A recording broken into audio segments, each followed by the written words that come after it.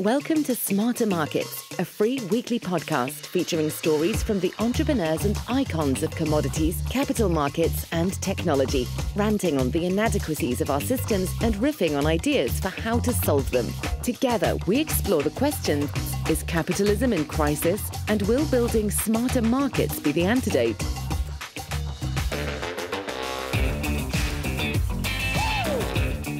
Welcome to Smarter Markets, a weekly podcast that explores how financial and technology markets can be redesigned and improved to better serve market participants and society as a whole. Smarter Markets is brought to you by Abex Technologies, and I'm Todd Buchholz, host of our 5-part series, An Emerging Energy Framework for the 22nd Century. Joining me today for the penultimate episode of the series is Susan Sakmar. Susan Sakmar is the former chair of the Jane Goodall Institute and author of the award-winning book, Energy for the 21st Century: Opportunities and Challenges for LNG. As a visiting assistant professor at the University of Houston Law Center, Susan developed and teaches a seminar that focuses on regulatory and environmental issues for global shale gas development and LNG project development. She's a member of the State Bar of California with over 20 years of experience working in a variety of legal, corporate, and nonprofit environments, including as an attorney in the commercial litigation department of a major San Francisco law firm and an accountant for Chevron. Stay tuned. My conversation with Susan, it's coming up next. And now, back to this week's episode of Smarter Markets. Susan Sakmar, thank you for being with us today on Smarter Markets. Hi, thank you for having me. The term influencer is often associated with reality TV and with The Bachelor and Bachelorette and Hollywood. And yet I've heard you referred to as one of the biggest influencers in LNG and global shale gas development. What drew you into this field? First, let me just point out that those other influencers that you talk about make a lot of money. So I'll just sort of upfront say, perhaps I'm doing it wrong because I chose LNG, which is a multi-billion-dollar industry. And yet, to the extent I'm an influencer, I don't actually make any money off anything I do on Twitter. But perhaps I think in the LNG space, that may be one reason why I am an influencer. I try to be a bit impartial and really try to just impart a lot of knowledge and wisdom about LNG. So when I first, one of the reasons you asked me, why did I get started in LNG? Well, about 10 years ago, in a roundabout way, I had shifted my focus from international trade in the environment to energy in the environment. And I was at an energy event in Singapore, and someone from the gas processing center in Doha, Qatar, stood up and said they were having their first annual symposium on LNG in Doha, Qatar. And what always gets my attention is something new. And so I had never been. So I said, well, I'd sure like to go to Doha, Qatar and have an excuse to go. But I had to write a paper on LNG. Well, I knew nothing about LNG. So I said, well, this is a good opportunity to learn something new. And of course, the great thing about that is I sort of caught it early on. The LNG industry had been in existence for decades when I started to look at it, but it was very much a bespoke niche industry. So the first thing I looked for when I started to learn about LNG was a book on LNG.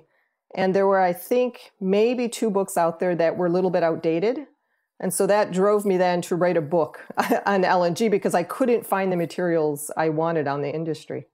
Being, if not on the ground floor, at least in much sooner than most others, you've seen how quickly the industry has developed. And of course, U.S. exports of LNG now a contributor to U.S. GDP and is part of any serious discussion about energy policy.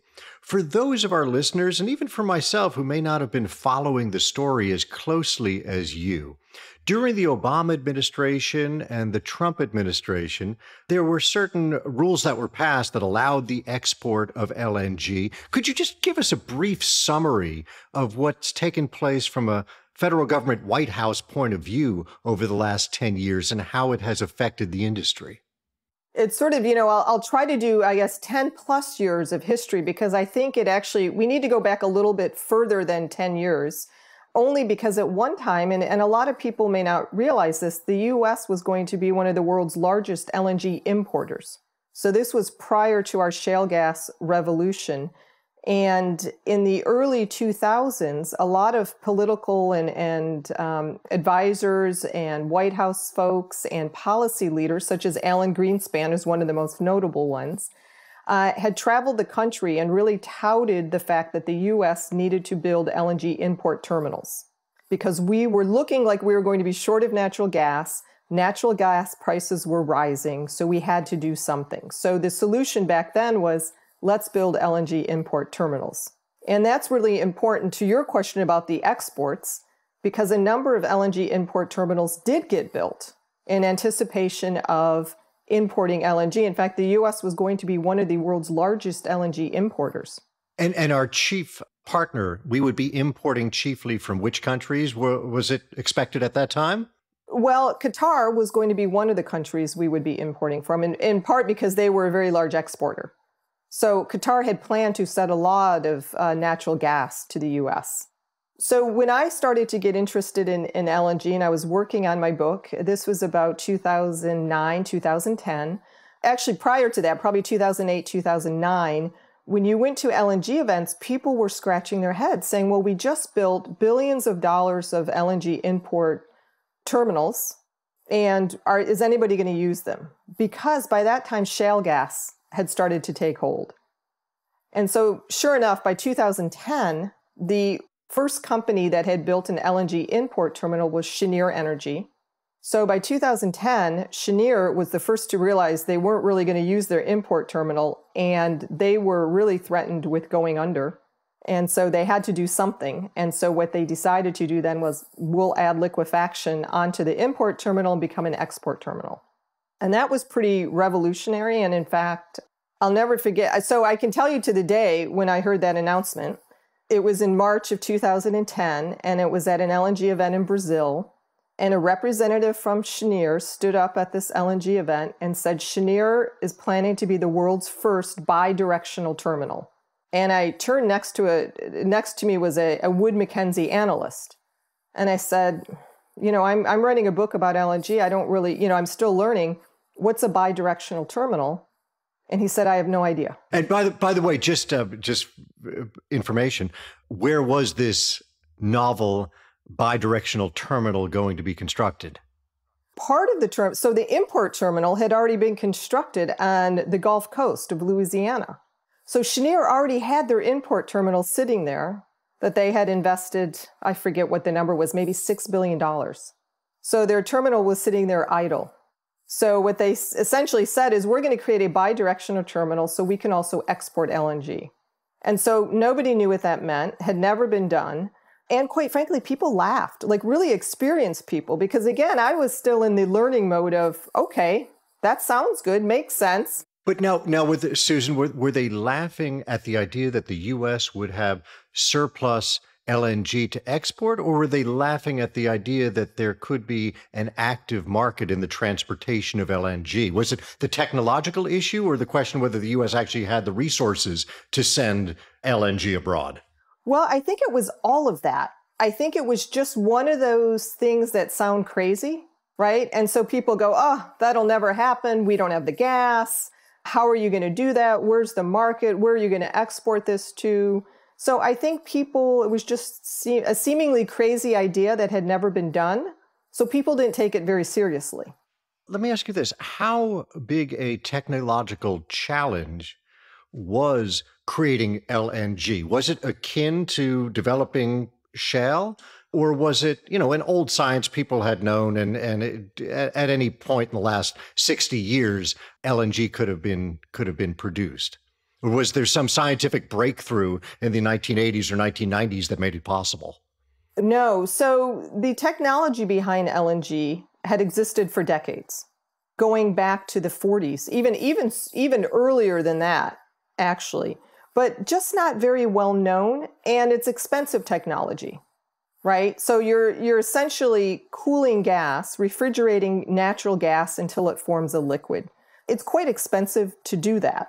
So the only reason you would do that, and I always use Qatar as an example, is because if you have a huge natural gas resource, and usually it's offshore, you're trying to monetize that natural gas. And more often than not, you're trying to get the gas out of the way of oil and other liquids, right? So Qatar is unique in that it has a huge non-associated natural gas field. And other parts of the world, for example, I'm doing some work in Guyana. Guyana has huge oil discoveries, and with oil comes natural gas. So natural gas historically has always been sort of a byproduct of oil that you have to do something with it.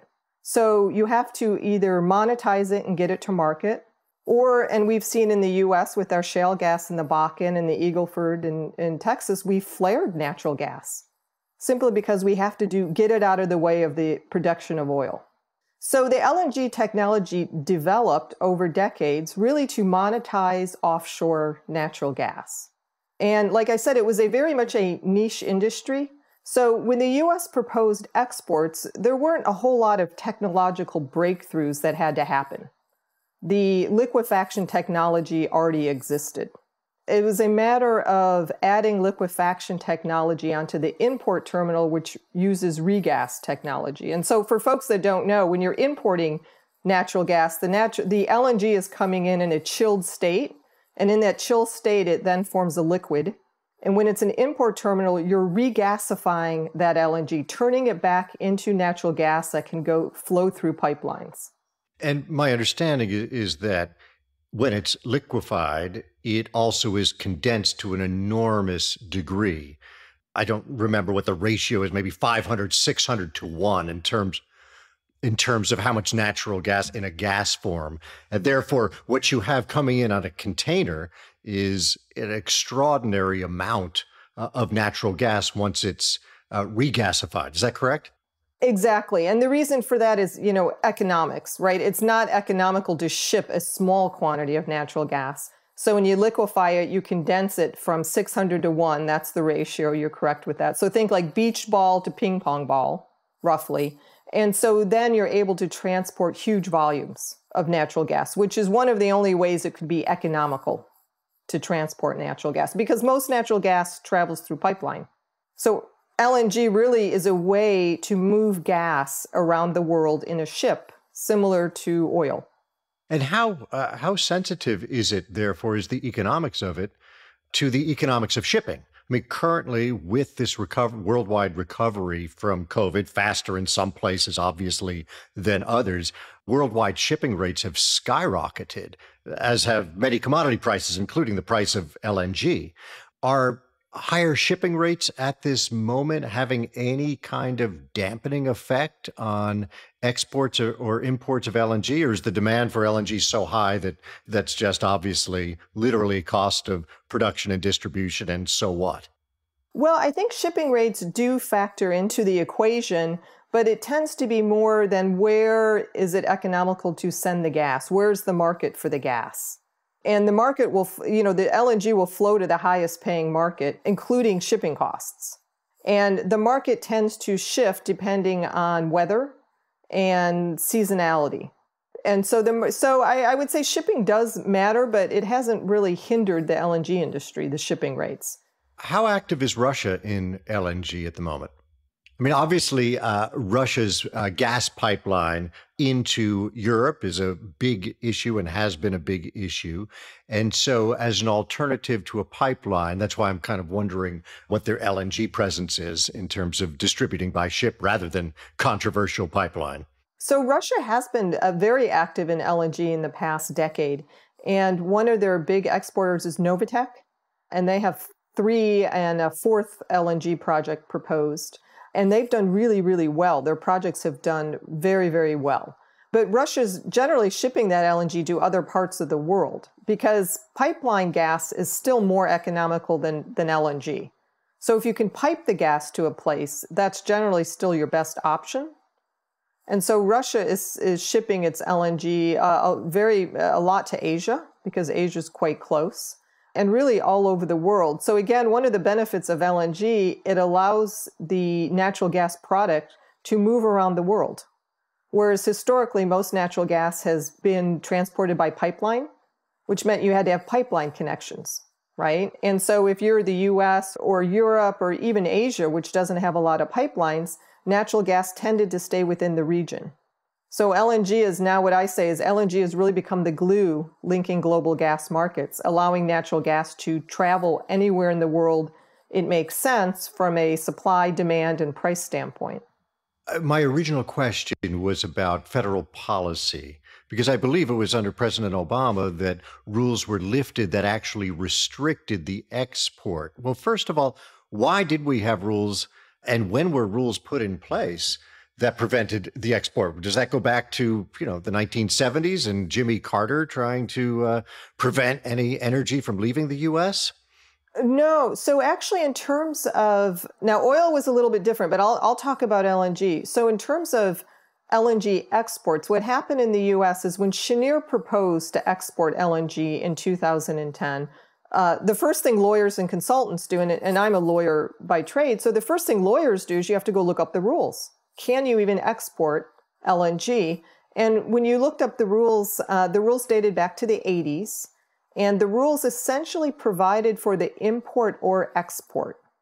And the sort of stumbling block was that all of the rules that were written, again, remember I mentioned Alan Greenspan saying we have to import LNG. So really all of the rules came into being when the U.S. was expected to be a major importer.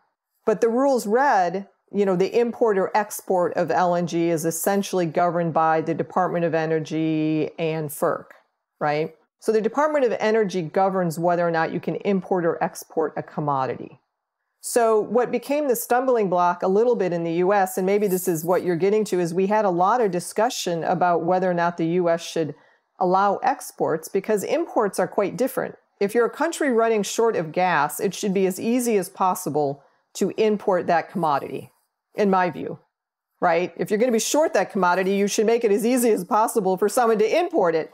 But then what came up was, well, aren't exports a little bit different? Because do we want to let companies export unlimited amounts of natural gas? Is that going to leave us short in the future?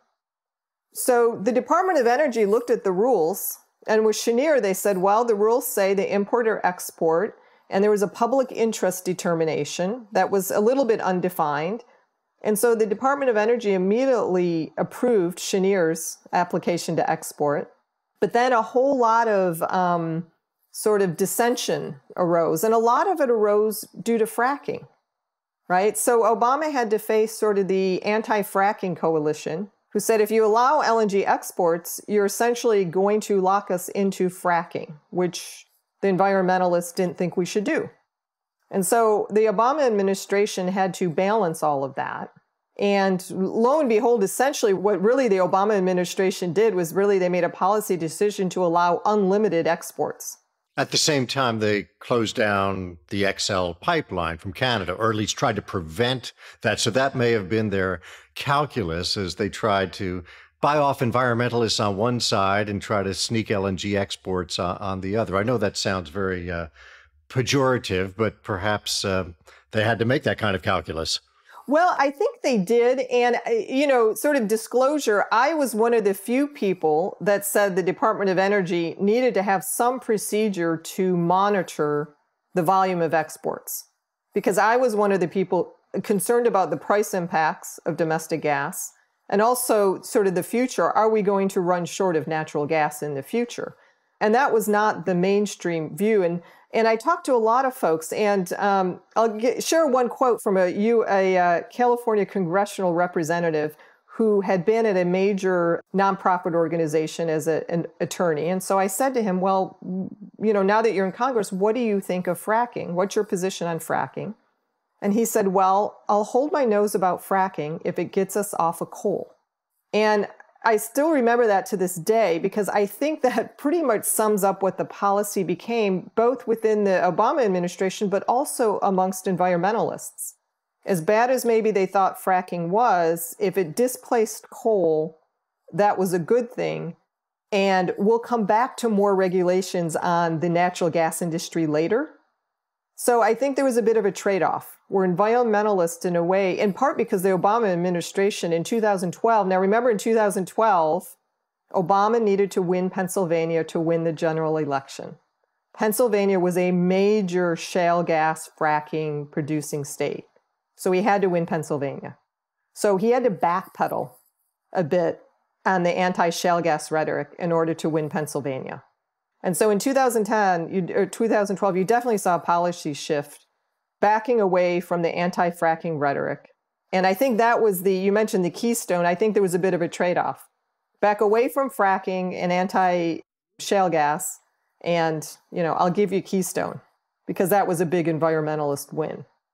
So you can't win all the battles, right? You can't win all the battles, so you pick. Yeah, and what do you know? Politics came into it, and local politics and which state you needed for the electoral map somehow invaded into the policy calculus. Well, that's, true of every administration.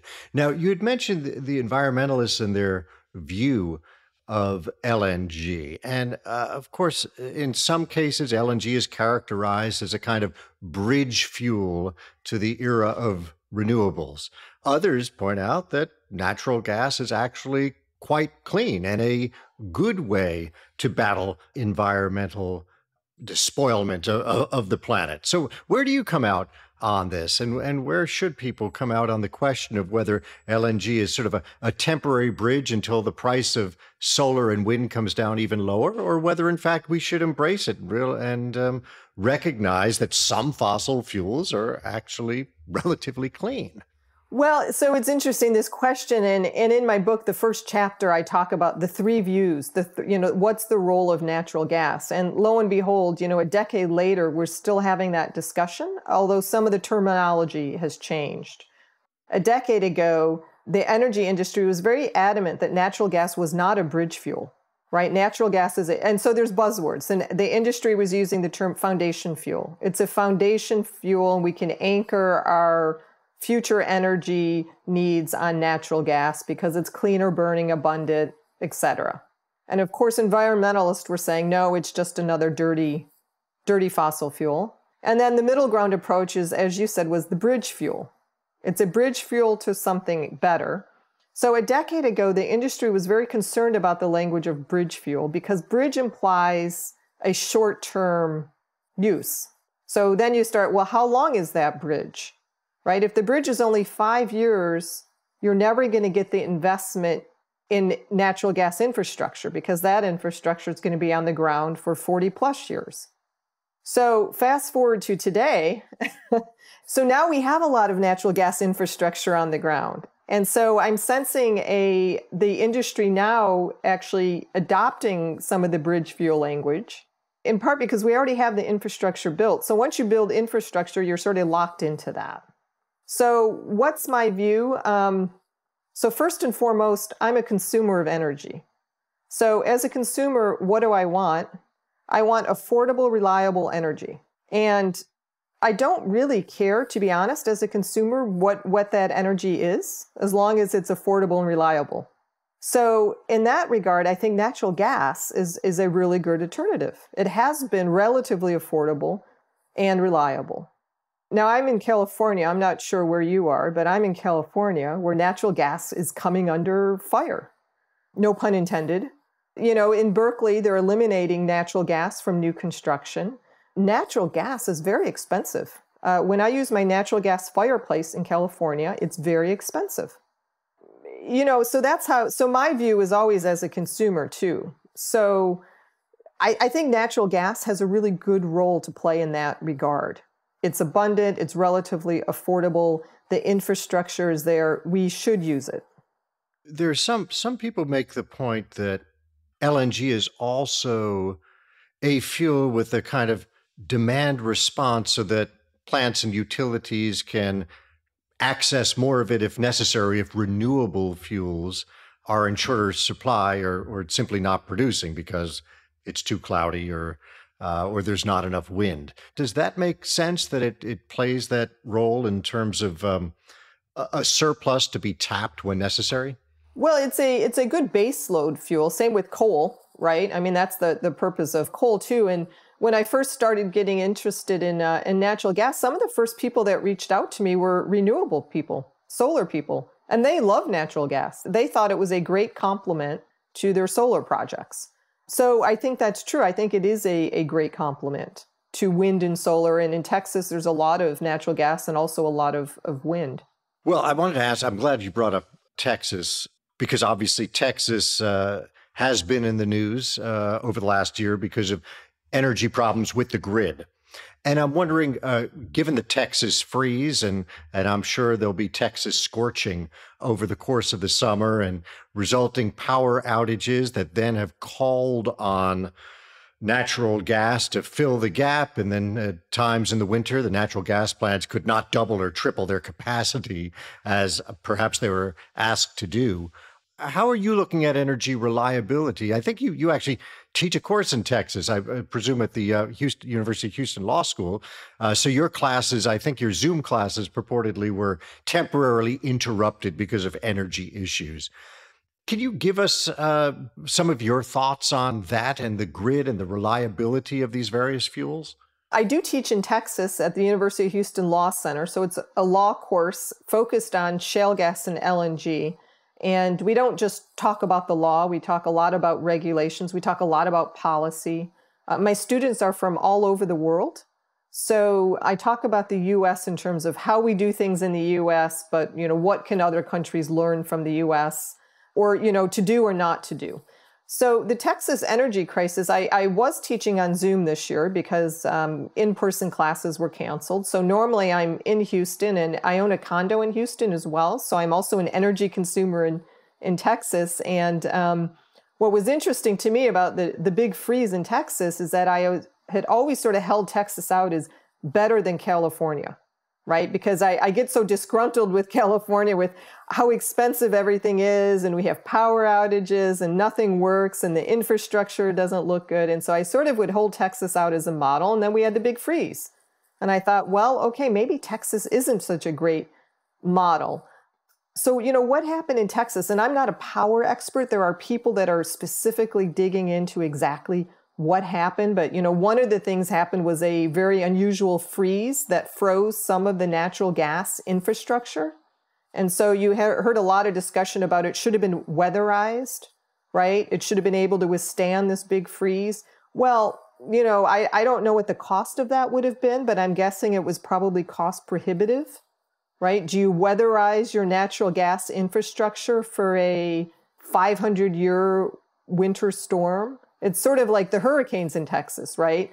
Do you, have flood control and build some hurricane resistance infrastructure for a, every 500-year storm? Well, do you prepare for the 500-year freeze when everybody tells you the biggest threat is global warming and the continuing rise in Fahrenheit, Celsius? Right, or hurricanes, right? In Texas, it's always been and floods. Houston has horrible floods every year.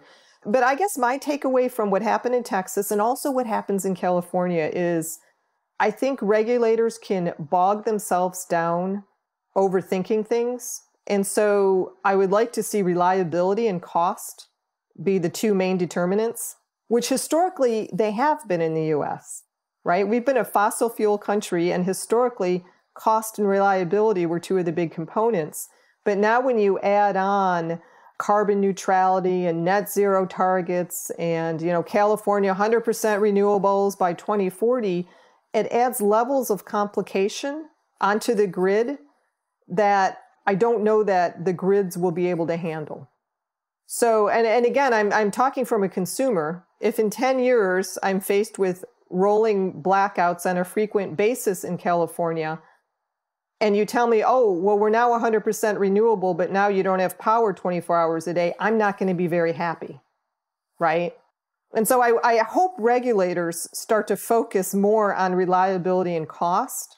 Not that they should focus less on greening the grid, but somehow you're going to have to mesh it so that people still get reliable, affordable power. And that's the part that worries me the most. I feel like we're heading, no matter where you are in the country or the world, we're heading to a world of less reliable and more expensive power, which I think is really going to hurt consumers going forward.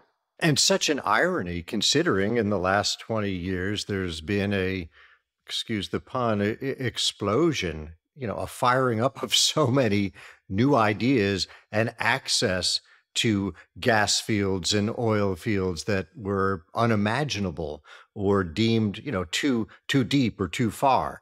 I mean, horizontal drilling and fracking are revolutions that have created the potential for so much more energy. And I wanted to ask you about those two methodologies. For instance, horizontal drilling and fracking. You had said that environmentalists had a negative view of fracking, and the Obama administration had to balance that. I'm hearing fewer comments about fracking as negative. I'm reading fewer stories about mini earthquakes shaking the ground in Oklahoma and elsewhere. Is that because the U.S. is actually producing somewhat less because of COVID? There was less demand on energy, and energy prices were down until very recently. The oil rig count is maybe half of what it was at its peak in 2014.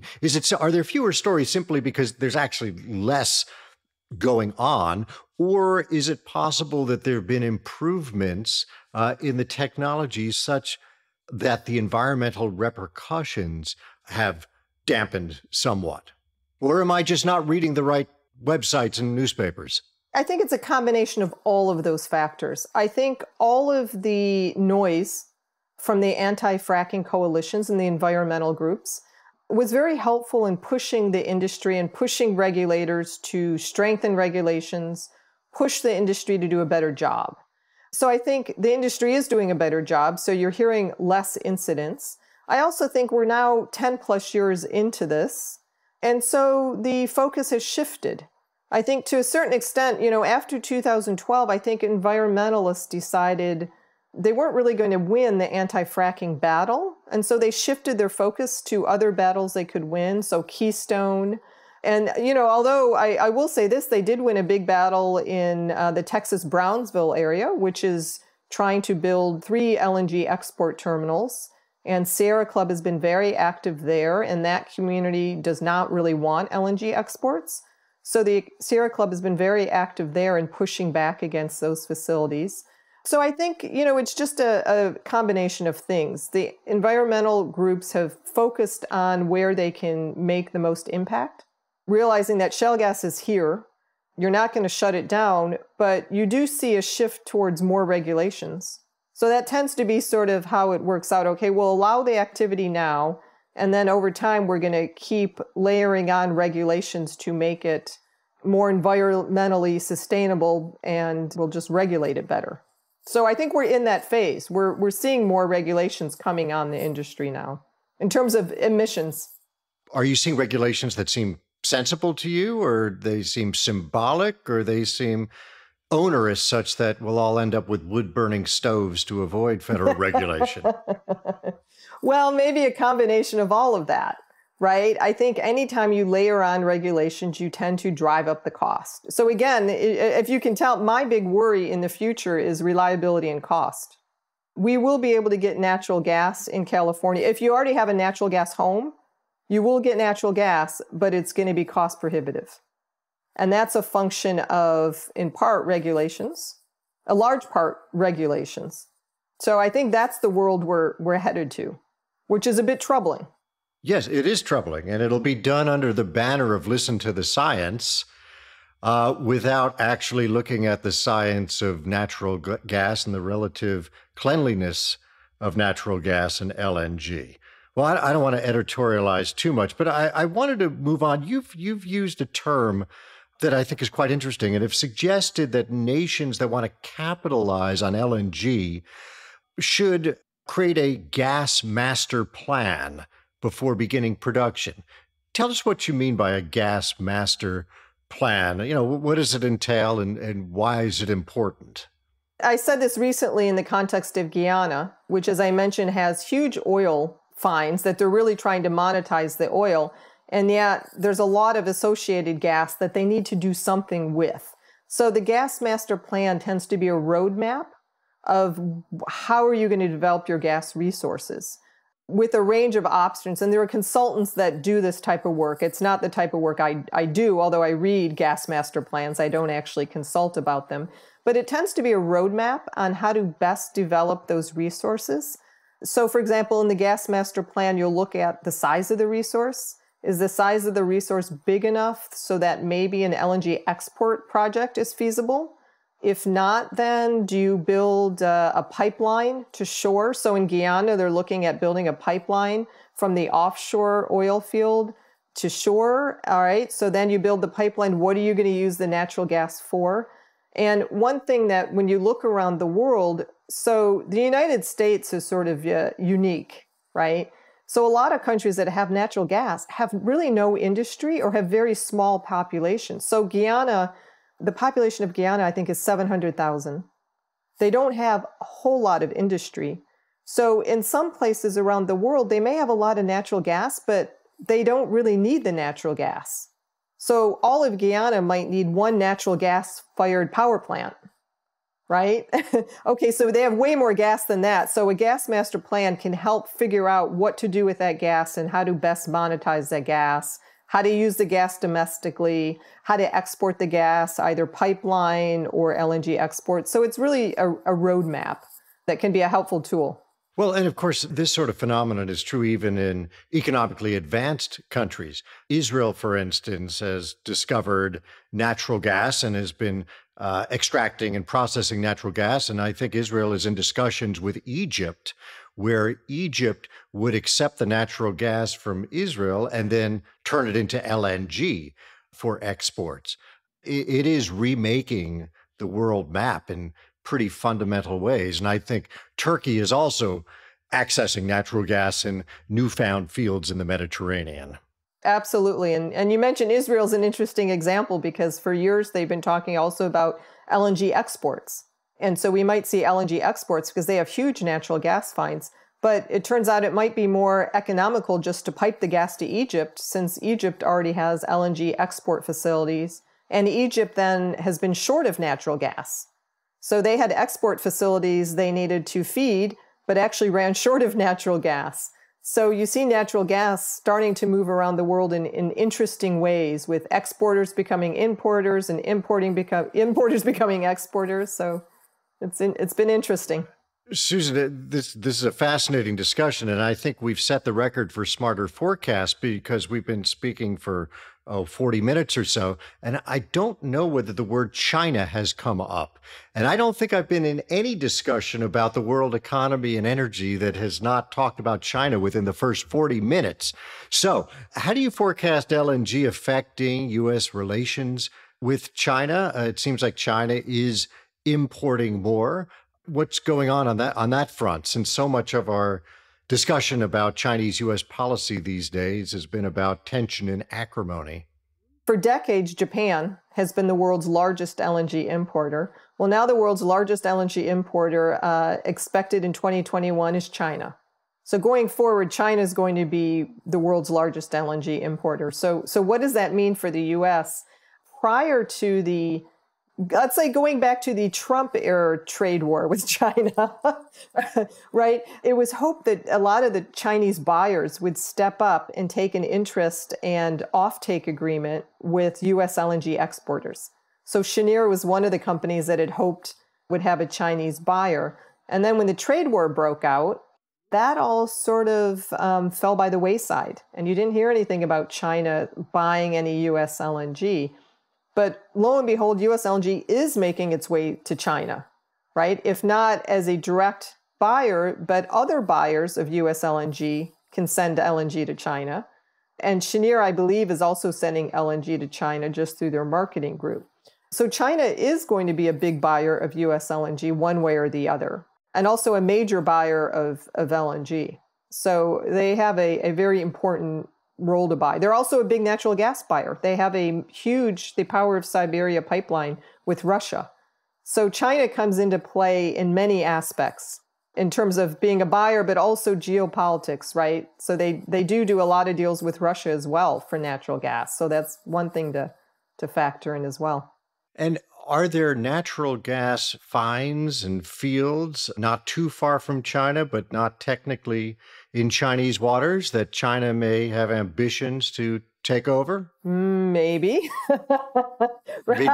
Another way to put it, are there some nervous Vietnamese and Thai and Filipino gas executives? Well, I'm assuming you're talking about the South China Sea. And yes, there are resources in the South China Sea.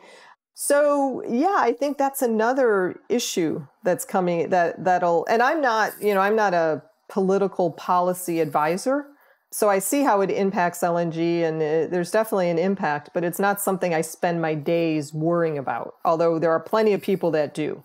But energy, no doubt, comes into geopolitics in a very, very, very, very big way. I don't know how closely you're following the current markets in natural gas. We're in a situation where, as I said at the outset of the show, inventories are low, gas prices are very high. There's a global rally. China, as you say, is importing more and more LNG. It seems as if the response to higher prices has been rather tepid as of late, as if U.S. natural gas and oil producers as well don't really trust that this rally in gas and oil has staying power. It doesn't seem as if rigs and pumping stations are coming back online at the kind of furious pace they may have come back online 4 or 5 years ago. Do you have any insight into this and the response to the higher prices that we're currently seeing throughout the world? So last summer, U.S. LNG exports were essentially shut in, meaning buyers chose not to take the LNG because it was cheaper not to take it than to pay for the LNG and then try to find a home for it. So this summer, we're not seeing that. And so I would say then that's a good sign, right? The demand has come back. And so it's now economical to pay for the LNG, and you can find a market for it that'll pay you a price where it's worth shipping that LNG to that market. So I think that's been a positive development. You have seen gas and oil production ramp up. And so you've seen feed gas to LNG export facilities ramp up to now almost 12 BCF a day, which is almost a maximum. So you have seen a demand response. So in the context of US LNG, most of the facilities are sort of already been built out or in the process of being built. And we haven't seen another wave take hold yet, which is, I think what you're getting at is, okay, we're seeing higher prices. Normally, you would then start to see people sanctioning new projects. We haven't really seen that yet. In the US, there are 2 projects, sort of big ones that I'll mention, Tellurian and Next Decade. Both of those are hoping to get buyers. Tellurian just signed 2 recent deals. And if they sign a couple of more deals, they'll probably sanction the first phase of that project. Next Decade recently added carbon capture to their project, which is an interesting development. So we'll see where they go with that. And around the world, so I mentioned Guyana because it is a big find. And I am seeing activity in Guyana. I'm seeing activity in Vietnam. Vietnam is looking at imports, also developing some of their own resources. But I think, as you said, it seems to me we're still in this uncertain sort of period where is demand going to be real, or are we going to have another wave of COVID shutdowns, right, which really crushed demand? The financial markets are looking odd. We hope you enjoyed this week's episode of Smarter Markets. Please join me next Saturday morning for the final episode of an emerging energy framework for the 22nd century. I will be sitting down with a guest who the New York Times referred to as America's most influential energy pundit, Daniel Yergin. Dr. Yergin is the vice chair of IHS Markit, one of the world's largest research and information companies, and author of the Pulitzer Prize-winning novel, The Prize, The Epic Quest for Oil, Money, and Power. On behalf of ABEX, I'm Todd Buchholz.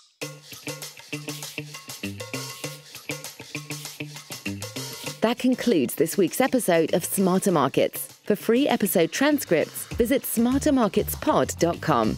Smarter Markets is 100% listener-driven, so please help more people discover the podcast by leaving a review on Apple Podcast or your favorite podcast platform. Smarter Markets is presented for informational and entertainment purposes only. The information presented on Smarter Markets should not be construed as investment advice. Always consult a licensed investment professional before making investment decisions. The views and opinions expressed on Smarter Markets are those of the participants and do not necessarily reflect those of the show's hosts or sponsors. Smarter Markets, its producers, sponsors, and hosts, Eric Townsend and Abex Technologies, shall not be liable for losses resulting from investment decisions based on information or viewpoints presented on Smarter Markets.